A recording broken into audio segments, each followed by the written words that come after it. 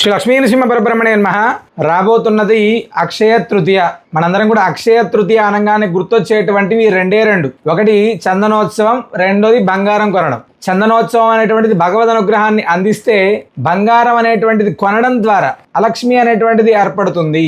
ఎందుకయ్యా ఈ మాట చెప్తున్నారంటే, చాలా మంది చేసేటువంటి అత్యంత పెద్ద పొరపాటు ఏంటయ్యా అంటే, అక్షయ తృతీయ నాడు మన దగ్గర డబ్బులు లేకపోయినప్పటికీ కూడా, మనం ఇంకా ఆర్థికంగా స్థిరంగా లేము అనుకునేటువంటి వాళ్ళు కూడా ఖచ్చితంగా ఆనాడు శ్రీ మహాలక్ష్మి అమ్మవారి అనుగ్రహం పొందాలి ఖచ్చితంగా అనుకొని కొన్ని లోన్స్ పెట్టుకోనో, లేక పక్క వాళ్ళతోనో ఎదురు వాళ్ళతోనో షాపులో అయినా సరే అప్పు పెట్టి మరి బంగారం కొనేటువంటి వాళ్ళ సంఖ్య చాలా పెరుగుతూనే ఉంది.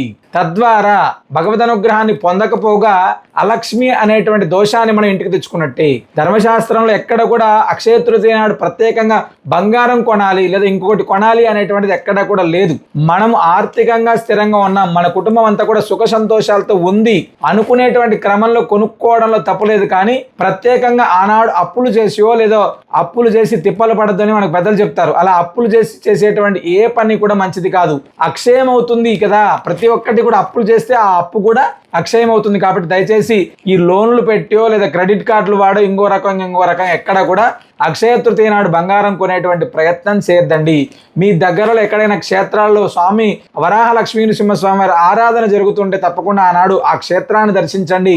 అనంతమైన భగవద్ అనుగ్రహాన్ని పొందండి. సర్వే జనా సుఖినో భవంతు.